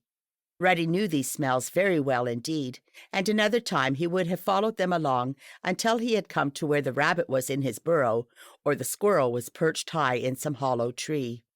But Ruddy had something else to do now. He was smelling among the leaves to catch the scent that led back along the way he and Rick had come, the trail back home. That is what Ruddy was smelling for. In a few moments it came to him. He knew he could find it when he wanted it, and here it was, through the clump of pines, down past where the willows drooped over the brook, up the hill, down a little hollow, and then out on the road past Silver Lake and Weed River. That was the way home. Ruddy knew it, even if Rick did not. With a bark, the dog began to lead the way. "Bow wow!" he said again, and this time it was quite a different bark. It was as if he said, "Come along, master. Now I know what you want. Home, of course. I'll lead you home. I know the path very well." Ruddy ran on ahead a little way and then turned around and waited for Rick to come to him. This time the boy understood. His dog was not playing in the leaves now, flushing birds or digging for turtles. "Home, Ruddy, home," said Rick, and straight toward home Ruddy led Rick. As the two walked on, Ruddy keeping a little ahead all the while, it grew darker. Night was fast settling down, though it would be lighter once they were out from among the trees. As they neared the edge of the woods, Rick halted and looked about. "Maybe Chot is in here, and he may be lost too," he thought. "I'd better call him." So he did, and Ruddy joined in with loud barks, but the other boy did not answer. As Rick learned later, Chot had not gone to the woods at all. So after waiting a bit and calling once or twice, Ruddy helping, Rick walked on with his dog. Suddenly, as they were nearing a path, which Rick remembered now as the one he had followed into the woods, Ruddy, with a loud bark, sprang toward something that fluttered among the low branches of a tree. A black object flew out, uttering a loud "Ha, ha, ha!" "A crow!" cried Rick. "It's a crow!" And so it was. Again sounded the loud "Ha, ha, ha!" Crows really utter that cry rather than caw, as most persons think. Listen the next time you hear crows, and see if this is not so. "Bow wow!" barked the dog. "Ha, ha!" croaked the crow. It fluttered on through the bushes and then fell to the ground. "Its wing is broken!" cried Rick. Somebody must have shot it, and it can't fly." With an eager bark, Ruddy rushed toward the bird, which was scrabbling around among the leaves in a little hollow on the ground. The crow seemed to be all tired out and could not even flutter now. Rick cried aloud, "Don't kill it, Ruddy! Don't kill it!" He rushed up to save the black bird, hardly knowing why he was doing it, for he had been told with truth that crows eat the eggs of other and better birds, as well as destroy the farmer's corn. "Maybe I can tame this crow and get him to talk," said Rick. "Down, Ruddy, down." The dog knew what this meant. He stopped barking, he stopped trying to bite the crow, and stood off to one side. Careful to keep his hands away from the sharp, strong beak, Rick picked up the crow. It was a young one, and a drooping wing showed it was hurt. "You're going to be my crow," said Rick. "I'll call you Ha Ha and take you home. Ruddy, don't hurt this crow. I'm going to tame him." He held the blackbird out in his hands for Ruddy to look at. "Ha ha!" the crow cried, rather feebly. "Bow wow!" barked Ruddy. Perhaps they were talking to one another in that mysterious animal language. At any rate, Ruddy seemed to understand what Rick had said, and never after that did he try to hurt Ha Ha. As for the crow, well, I'll tell you more about him presently. "Now we get to go home, Ruddy," said Rick. "Mother will be worried about me. We've got to go home." And Ruddy, holding his head on one side, looked at Rick and at Ha Ha, and then with a short bark led the way out of the woods and along the path to Belmere. "Now we're all right," said Rick to himself. "I'm not lost any more, and I've got a new pet. I wonder if you'll talk," he asked the crow with the broken wing. Chapter 7. Why Did Ruddy Growl? Rick and Ruddy tramped together along the path that led out of the woods, Rick carrying the crow, which he had already named Ha Ha. The blackbird, wild at first when the boy had taken it up, was now more quiet as Rick held it under one arm. But Rick could feel its heart beating fast beneath the glossy feathers. Ruddy trotted along, now and then looking up at his master, as if trying to guess what it was all about. Perhaps the setter was wondering if Rick, in caring for this new strange pet, would no longer go on romps and tramps in the woods with the dog, who so loved to be among the trees and the dried leaves, looking for birds. It was the nature of Ruddy to hunt birds, not for himself, but for whoever was his master. So in a way, it seemed perfectly right for Rick to be taking home this bird, even if it was only a crow. Ruddy was an Irish setter, one of the 3 varieties of setter dogs much used for hunting. Ruddy's coat was like his name, a rich dark red in color. The Gordon setter has a black coat, marked with dark brown, and the English setter is nearly white, with mottled spots of different color. 100 years ago, when men used to spread nets to catch birds, when they could not shoot them, because they had not then the right kind of guns, dogs like Ruddy were used to help the hunters. The setters were taught to go in the underbrush, find the game birds, come to a point, that is, point their noses toward where they saw the quail, grouse, or pheasants, and then the dogs crouched down, or set, as the English hunters called it. That is how the setter dog got his name. It would set or lie down low in the grass so the net of the hunter could be thrown over its head to enmesh the half-hidden birds. Ruddy had never helped hunt birds with a net, but years back his ancestors had, and the name clung to him. So also did the love of hunting in the woods. To chase birds, to bark at them, to love to see them scurry away as he ran toward them, was as natural to Ruddy as it is natural for a bulldog to hold fast to whatever he gets between his jaws. And so, as Ruddy walked along beside Rick, the red setter was thinking, "Well, my master caught one bird anyhow. That is doing very well for a starter.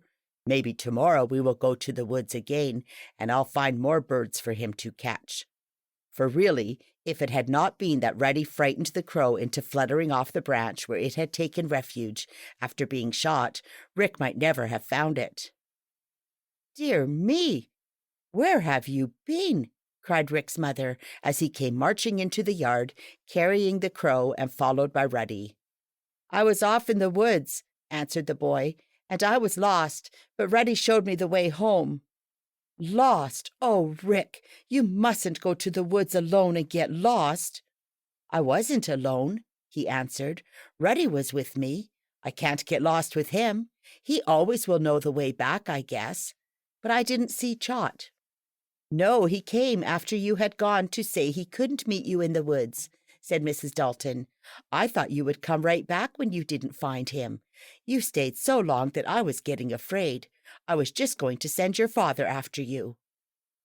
I was afraid myself, spoke Rick, but Ruddy is a good dog.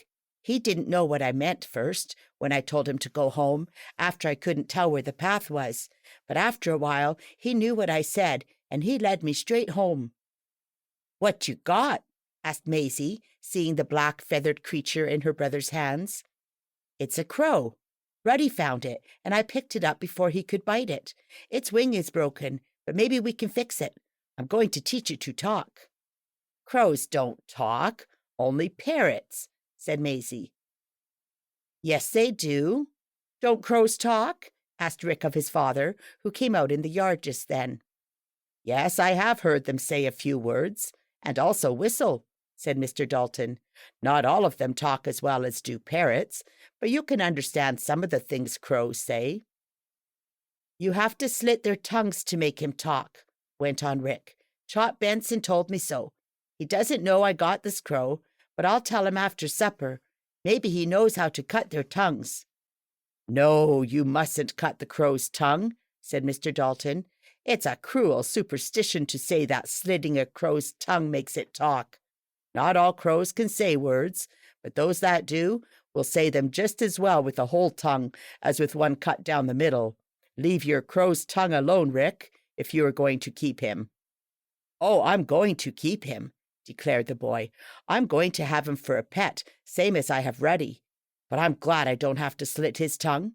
Do you think you can fix his broken wing, Daddy? Well, perhaps we can put it in splints so the bones will grow together, answered his father. But I'm afraid the crow will never fly again. It may be able to flutter about, and it surely can walk, for its legs are all right, said Mr. Dalton, as he took the blackbird from Rick. But its flying days are over. Then it won't fly away from me, said the boy.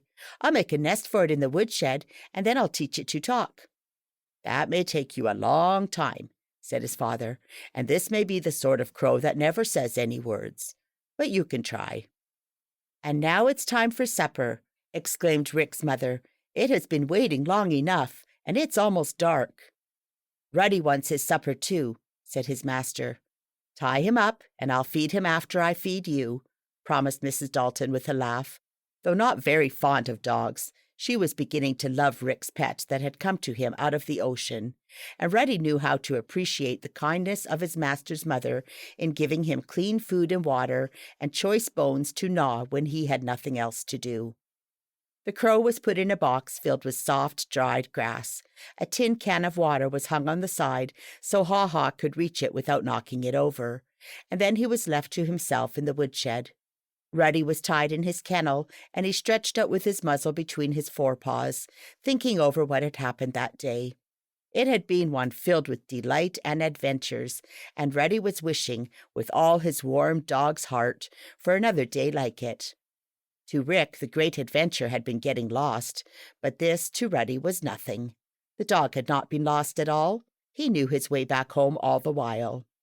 While Rick, Maisie, and the others were eating supper, and Rick was telling all that had happened and how he found Haw-Haw, his dog lay out in the kennel. It was a soft, warm evening, one of the sort that come in Indian summer, and Ruddy was sniffing many odors that reached his sharp nose.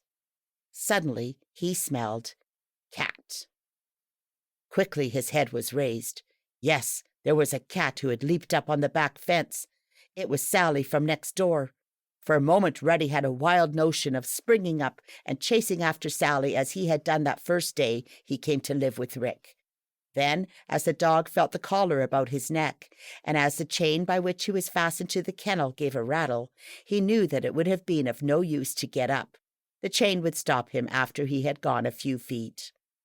Ruddy settled back on the ground. The cat, having heard the dog's chain rattle, and knowing the setter could not get her, for Sally was a wise cat, did not run away as fast as she had run the other time, nor did she climb a tree. Sally just walked along the fence to see another cat, perhaps, and Ruddy stretched out, sniffing the many odors that came to his fine, sharply pointed nose. The cat smell passed away with the night wind. Suddenly, as it grew darker, to the nose of the dog came another smell. It was a smell that made him leap up with a deep growl in his throat. It was a smell Ruddy did not like, for it brought back to him the memory of a man who had been cruel to him, a man who had beaten and kicked him, who had filled his puppy days with misery. And now, on the soft airs of the autumn night, that terrible man smell came to Ruddy. He stood up, sniffed again and again, and the growl in his throat became deeper. And to Ruddy there also came the sound of someone walking softly around the yard fence, footsteps of a man who did not want to be discovered. The setter leaped to the length of his chain, and his growl became a bark. Rick, who was coming out of the house after supper, heard this, and hastened to his dog's kennel. He heard Ruddy rumbling in his throat. "What's the matter, old fellow? Why are you growling?" asked Rick. Of course, the different smells on the night air meant nothing to him. Though a boy's nose is very good for smelling a pie baking in the oven, or in camp for whiffing the delicious odor of bacon and coffee, a boy's nose is not sharp enough to smell all a dog can smell. "What's the matter, Ruddy?" asked Rick again. "Why are you growling?" Of course, Ruddy could not speak boy talk, and so he could not tell what had disturbed him, but he kept on growling. "If it's a tramp trying to sneak around the house, go drive him away," ordered Rick. He loosened the dog's chain, and the animal, with another bark and growl, darted away in the darkness. Then Rick became fearful lest his new pet should get into danger. "Come back, Ruddy! Come back!" called the boy. Ruddy was following that hated odor that lay on the still night air. He smelled it more plainly now, showing that he was coming nearer to it the farther he went from his new kennel house. Rick was now some distance back. And then, near a dark clump of bushes, Ruddy came to a sudden stop. The alarming man smell came from there. Someone was hiding in the bushes, someone Ruddy hated and feared. Again the dog growled. And then a voice fairly growled back in answer, the voice of a man hidden in the bushes, and angry words were muttered. They were words Ruddy had heard before, and they had often been followed by a blow or a kick. Ruddy did not want to be hurt again, so he decided it would be best not to go any nearer that bush. He growled once, sniffed the air to make sure of the smell, and turned back. Rick was following. "What is it? What's the matter, old boy? Why are you growling?" asked Rick. But Ruddy could not answer, and the boy could neither see nor smell anything in the darkness. The man in the bushes did not stir. Perhaps he had gone to sleep. Ruddy did not know. And then, with a final growl, the dog turned away, and looking up and back to where he dimly saw Rick's form, he followed the boy. But once and once again, Ruddy turned, looked back toward the clump of bushes, and growled low and fiercely. "Was it a tramp or a cat?" asked Rick. "Well, if it's a cat, it doesn't much matter. And if it's a tramp, maybe he'll know I have a dog, and I guess he won't come too close to our house. Tramps don't like dogs." And if it had been light, and if Rick and Ruddy had looked back then, they would have seen, peering out from the screen of the bush, an ugly face. It was the face of a ragged man, and the man, as he saw in the darkness the dog and boy moving away, muttered, "He nearly smelled me out. Wonder what kind of dog that was. Looks something like the one I want. Well, I can tell better in the morning. This is a good place to sleep." And he curled up again. Several times more Ruddy growled down in his throat, and then something came that made him forget the man in the bush, the man whose smell he so well remembered. With Ruddy leaping and barking about him, Rick got a lantern and went to look at the broken-winged crow in the woodshed. The blackbird did not seem to have moved since it had nestled down amid the soft grass in the box, over which a wire screen had been placed to keep Haw-Haw from fluttering out. "Tomorrow I will mend your broken wing," said Rick, as he looked at his new pet. Ruddy, forgetting for the time being about the man smell that came from the bush, stood with head on one side, looking wonderingly toward the box where the crow nestled. "I must fix it so Ruddy won't hurt Haw-Haw by mistake," said Rick. "Look here, old fellow," he said to his dog, and tapping the edge of the box, at which sound the crow moved uneasily. "Look here, Ruddy, you mustn't hurt Haw-Haw. Let him alone. He is my crow, and he and you and I are going to be friends. Don't hurt this black bird." Ruddy whined. He did not quite understand. Something inside him made him want to take this feathered creature in his mouth and carry it somewhere, as the dogs of his family carried birds from the hunting field. And this was the hunting instinct Ruddy felt, but he knew he must also mind his young master. If Rick said not to touch the crow must not be touched, and so Ruddy made up his mind he would obey his young master. The dog followed the boy out of the woodshed, and the crow was left alone, which was the best thing for the bird at present. Its heart did not beat so wildly when Rick and Ruddy had gone. "Come on, Ruddy," called Rick to his dog. "We'll go over and see Chot. I'll tell him how I got lost and found a crow." Ruddy was always ready to go anywhere with Rick, and especially over to Chot's house, for next door to Rick's chum lived Tom Martin, whose dog and Ruddy had become great friends. The other dog's name was Peter, and he was a bull terrier, a white dog with ears like a bat and queer, sleepy-looking eyes that gave his long face rather a foolish expression. But Peter was a brave dog and loved his master as much as Ruddy loved Rick, so the two dogs played together while Rick and Chot talked on the back steps in the soft, warm fall darkness. Ruddy was much larger than Peter, and it was all Peter could do when Ruddy held his head high to get hold of one of Ruddy's ears to pull it. But often Peter did this, and then the two dogs would roll over and over in the grass, pretending to bite one another, but of course not really doing it. "I'm sorry you got lost," said Chot to Rick. "I didn't know you would go so far in the woods if I wasn't there." "I didn't mean to," spoke Rick, "but I just kept going. But I'll never get lost now with Ruddy. He'll bring me home." "Yes, Ruddy is a good dog." Hearing his name spoken, Ruddy left his play with Peter and came running to his master, laying his muzzle, or nose, on the boy's knee and looking up into his face as if to ask, "What do you want?" "I didn't call you," said Rick, "but I guess it's time to go home. Come on over and see Haw-Haw, my crow, tomorrow, Chot." "I will. I hope he gets to talking." "So do I." Rick and Ruddy raced home together, and soon both were asleep. Rick in his little white bed, and Ruddy out in his kennel, ready to bark if a strange footfall should be heard around the house. For though Ruddy could not see in the dark, even as well as he could in the daytime, which was little enough, his hearing and smelling were perhaps better after dark than in daylight. He would know the moment a stranger came within hearing or smelling distance of the house he now called home. Again and again Ruddy sniffed the night air during the hours of darkness for any trace of the hated man odor he had smelled. But it did not come again to his nose. Perhaps the wind had changed, for dogs and most animals cannot smell persons or other animals if the wind is blowing away from them. When the wind blows from the animal or person to the dog, then the dog can smell very well indeed. Or perhaps the ugly-faced man under the bush had gone away after the dog had growled. Ruddy did not know what it was, but he did know that the odor he disliked came to him no more. But he was on the alert for the noise of a strange footsteps or the least whiff of a new smell. Mr. Dalton came from the office earlier next day, and with the help of Rick and Chot bound up the crow's broken wing.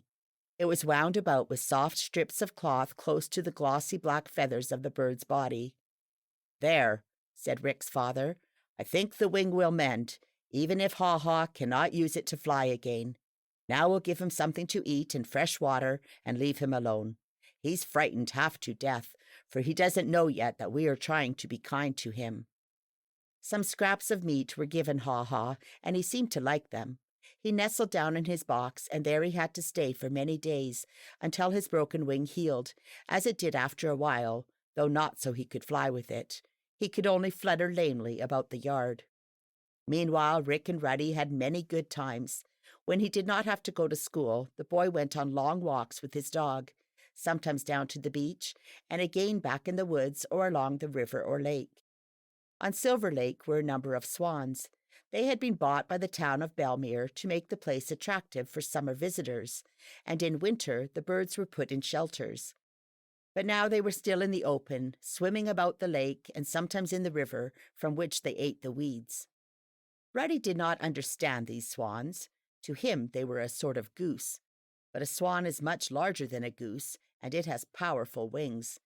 It is said a swan can break a man's arm with the sweep of the wing, but I am not sure this is so. At any rate, swans defend themselves with their bills, which can nip splinters off a wooden plank, and with their strong wings they can deal hard blows. Whenever Ruddy could slip away from Rick, the dog used to love to chase these swans. He would rush at them, barking loudly if he saw them preening their feathers or asleep on the bank of the lake. Then with wild hissings the big white birds would dash for the water. Sometimes they would turn on Ruddy and almost strike him with their wings. But most times Rick called his dog back as soon as Ruddy made a dash for the half-tame waterfowls. Thus there had never been a real fight between the swans and the dog. But one day Rick was called back by his mother after he had started for a romp with Ruddy, and the dog went on alone by himself for a while. He approached the lake, and there, asleep on the bank, were two swans. "Bow, wow!" barked Ruddy, making a sudden rush. He expected the white creatures would dash into the water, but they seemed to have made up their minds that they had stood the dog's nonsense long enough. With loud hisses they both turned, and with outstretched necks, with open bills, with fluttering and spread wings, they flew at Ruddy. Few dogs would have been brave enough to stand in the face of these strange enemies. Even a bulldog might have turned tail, as Ruddy certainly did. Away ran the dog, and after him ran the swans. The big white birds could really travel quite fast, even on land, for they used their wings to help themselves along, just as an ostrich half runs